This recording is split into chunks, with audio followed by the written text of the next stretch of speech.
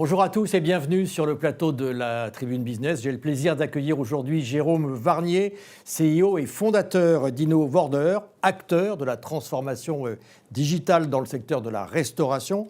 Vous existez depuis 2014.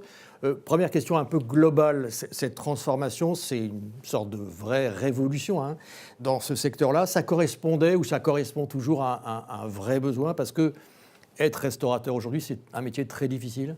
Tout à fait. En fait, on a créé InnoVorder en 2014 avec l'idée d'accompagner la restauration dans sa transformation digitale.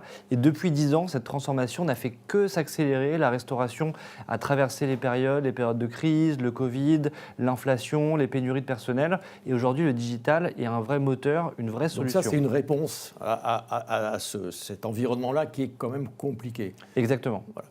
Vous proposez quoi, je dirais, aux restaurateurs? Ce sont des logiciels, mais vous allez nous expliquer un petit peu plus en détail, qui concernent à la fois, sans dire de bêtises, le paiement, la gestion, et puis plus que ça. Exactement. En fait, on propose une solution clé en main pour tous les restaurateurs, petites chaînes, grandes chaînes, food court, chaînes de boulangerie, restauration d'entreprise, qui permet de gérer ce qu'on appelle tous les canaux de vente. Donc les points d'encaissement, le logiciel de caisse classique que vous connaissez, les commandes en ligne, les systèmes de livraison, les QR codes sur les tables, les bornes de commande, le tout intégré à un système de paiement.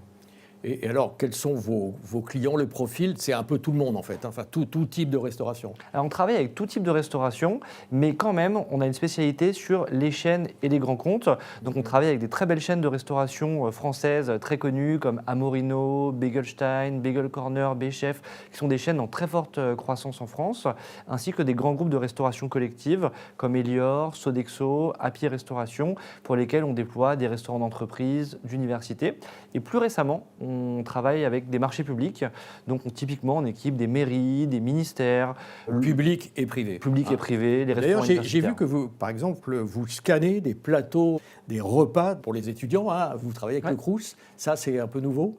Exactement. C'est un gros marché, ça. C'est un gros marché. On a commencé à déployer des Crous, donc les restaurants universitaires, depuis quelques mois maintenant. Et l'idée, c'est de déployer nationalement dans les mois qui viennent.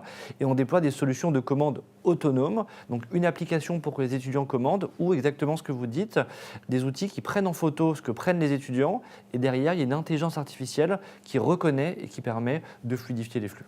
Donc, vous venez de prononcer le terme d'intelligence artificielle, tout le monde en parle. Vous la pratiquez, évidemment. Ça, c'est votre plus par rapport à vos concurrents? Je pense qu'on est une entreprise relativement récente, innovante, dynamique, et on s'est engagé il y a 18 mois à 200% dans le tournant de l'intelligence artificielle. Et aujourd'hui, on imagine notre business uniquement à l'aune de l'intelligence artificielle. Et on a sorti ce produit qui permet effectivement d'apporter aux restaurateurs des outils facilitant leur gestion au quotidien. Quelles sont les grandes tendances, j'ai envie de dire, pour le consommateur qui pratique tout type de restauration aujourd'hui, parce que c'est un monde qui bouge tout le temps. Même avec vos logiciels super, peut-être que demain, il y aura autre chose. Vous saurez vous adapter à nouveau? C'est l'enjeu numéro 1 pour les restaurateurs, s'adapter en permanence aux changements sociétaux, Donc, faut être agile, aux changements environnementaux économiques. Et notre enjeu, c'est d'apporter cette agilité aux restaurateurs en améliorant et en transformant notre logiciel pour les adapter aux besoins d'aujourd'hui. Alors, votre croissance, elle est, on va dire, franco-française. Vous songez à vous développer éventuellement ailleurs, à l'étranger, ou c'est peut-être déjà le cas? Aujourd'hui, je pense qu'on a atteint un certain stade de maturité qui fait qu'InnoVorder est un leader en France. On est le principal acteur sur notre segment de ces chaînes, de ces grands groupes sur la partie commande et paiement. Et on a des clients français très présents à l'international qui nous demandent de les accompagner à l'international. On a déjà quelques premiers déploiements et à partir de 2026, on va très largement accélérer cette internationalisation. Dans quel type de pays? Vers quel type de pays?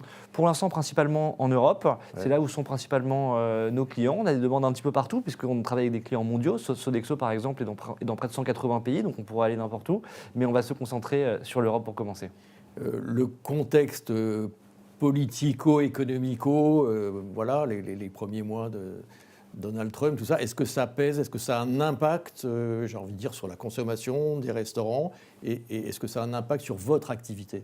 Pour l'instant, on n'a pas vraiment d'impact sur l'activité. La restauration est plutôt résiliente depuis le début de l'année. Ça reste un marché local. Mais au contraire, ça illustre le fait qu'on a besoin d'avoir en France et en Europe des champions qui permettent aux restaurateurs, qui est un secteur clé de l'économie, d'avoir des outils maîtrisés qui leur permettent de gérer leur business sans dépendre d'acteurs américains. InnoVorder, c'est combien de collaborateurs en ce moment, aujourd'hui? On est près de 100 salariés aujourd'hui dans l'entreprise. Et vous pensez embaucher en 2025 ou les effectifs sont à peu près stabilisés? Et quel type de profil vous rechercheriez éventuellement?